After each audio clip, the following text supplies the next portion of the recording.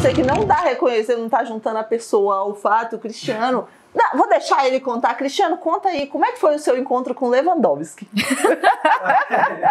Eu tive um encontro fraterno com Lewandowski há mais ou menos, um cumprimento caloroso, humano, há mais ou menos uns 3 anos.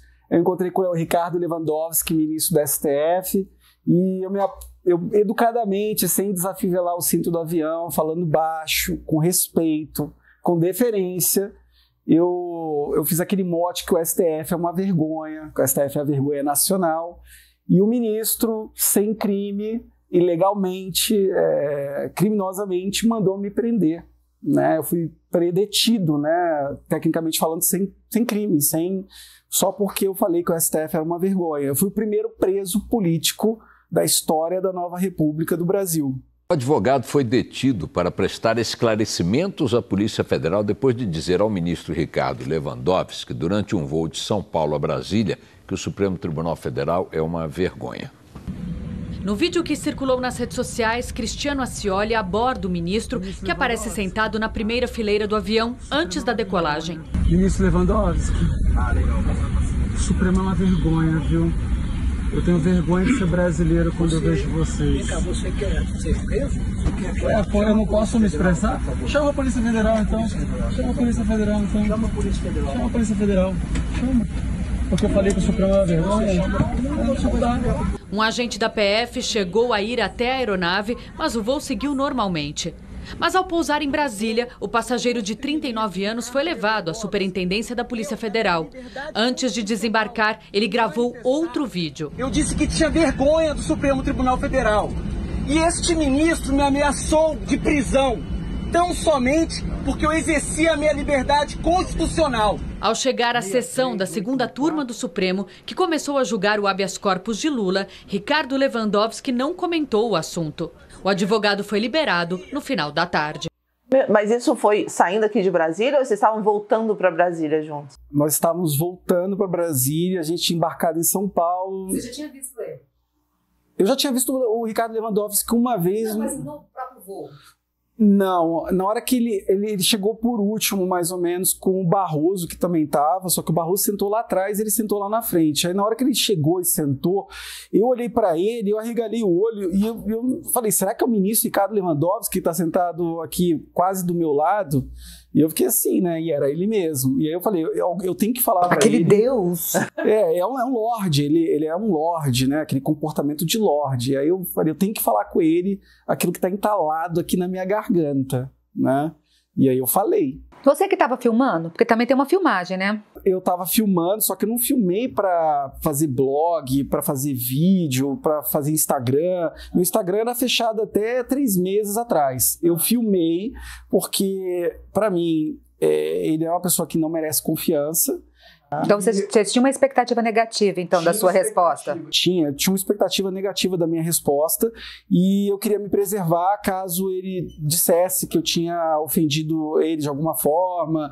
Se ele falasse alguma mentira, que foi o que veio acontecer, porque ele falou várias mentiras, que também é uma conduta criminosa. Ele falou que eu gritei no avião, que eu tentei agredi-lo, que eu tentei invadir a cabine dos pilotos, que eu me debati no chão do corredor do avião, gritando que o STF era uma vergonha. E eu tava com o cinto afivelado. Eu fui tão cuidadoso que eu não desafivelei nem o cinto, porque eu fiquei pensando assim, ó, eu não conheço essa regra, mas eu sei que se eu levantar aqui e desafivelar o cinto, ele vai falar que eu violei alguma regra aeroviária, que é crime, não posso mais andar de... Então até esse cuidado eu tive. Falou que eu molestei uma grávida, que eu atrapalhei a gravidez lá da moça, que eu gritei, todo tipo de mentira. A polícia entrou dentro do avião para te tirar ou como foi isso? A polícia chegou a entrar em São Paulo e aí eles colocaram o dedo na minha cara e falaram, você vai se comportar direitinho? A gente vai te prender só lá no Rio se você se comportar direitinho. Vai ficar direitinho, que nem um cachorrinho, não sei o quê. Aí eu falei, não. E você gravou isso também? Não, isso eu não gravei, não. E aí o que aconteceu? Todo mundo do avião viu a polícia quase me prendendo em São Paulo. E aí quando a gente aterrissou, eu tive esse cuidado, eu falei, vou esperar o avião aterrissar, o avião taxiar e parar, para depois falar o que eu quero, para não também eu ser acusado de ter atrapalhado o voo de alguma maneira. Então quando o voo aterrissou em Brasília e parou. Eu fiz um desagravo pessoal para explicar para todos os passageiros que estavam vendo a polícia ali e iam ver a polícia de novo me prender, o que estava acontecendo. Porque eu estava sendo vítima de um crime, de uma injustiça, entendeu? As pessoas encararam assim, ou não deu para pegar isso no avião? Encararam que você estava sendo injustiçado? Ou te colocaram meio que como um herói, você recebeu palmas? Como é que foi a recepção dos passageiros? Assim? As pessoas tiveram assim, poucas pessoas tiveram empatia, sabe? Mas poucas pessoas tiveram empatia, eu não sei se perceberam o que estava acontecendo, mas eu tive cuidado também de, ao invés de pedir vaia para o ministro, eu pedi para as pessoas que não concordavam com aquela prisão criminosa que aplaudissem o ministro. E aí teve uma coisa de palma, mas aquela coisa tímida, né?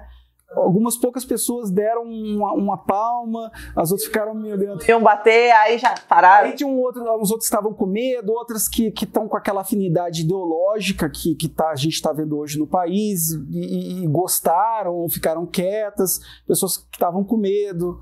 E uma pessoa valeu todas as 150 do avião, porque uma pessoa se postou ali comigo e falou: eu vi tudo que aconteceu, eu sou sua testemunha, eu não vou permitir que essa injustiça aconteça com você, eu vou te defender até o fim.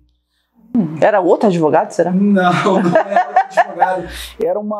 Era uma senhora que mora no Rio de Janeiro, tinha tudo a perder fazendo isso, porque ela tem contratos com entidades públicas, com o governo, então ela se arriscou ali, arriscou o ganho econômico dela e se colocou de frente para poder fazer um gesto de caridade ali naquele momento. Só foi na hora ou ela testemunhou para você também? Ela foi até o fim, ela confirmou tudo que aconteceu.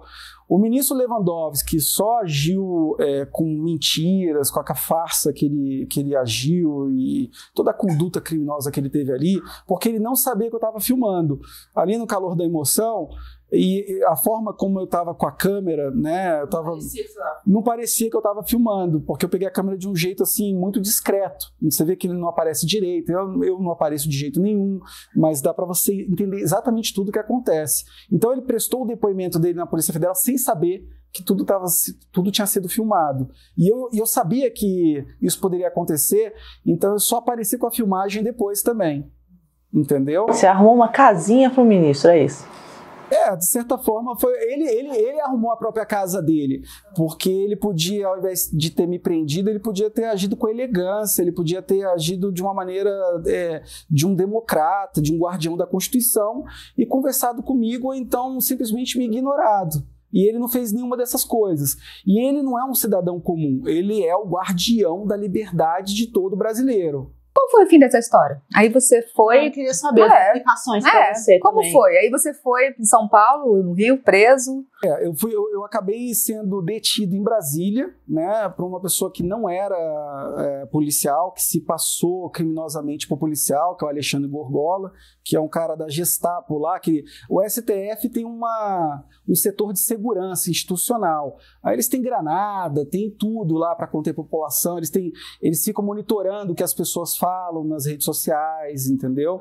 Então esse sujeito se apresentou como policial e me deu voz de prisão como se fosse policial. Mas os policiais da Polícia Federal mesmo ainda não estavam ali dentro do avião, entendeu? Eles ainda não tinham aparecido. Eles apareceram depois.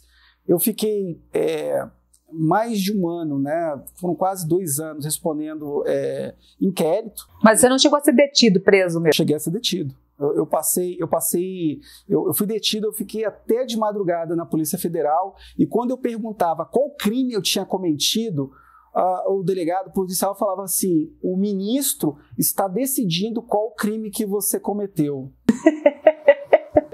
Isso eu não filmei, eu devia ter filmado, porque é uma coisa assim... Tá vendo aí? Enquanto isso você tá preso, você tá aqui, tá preso, sossega.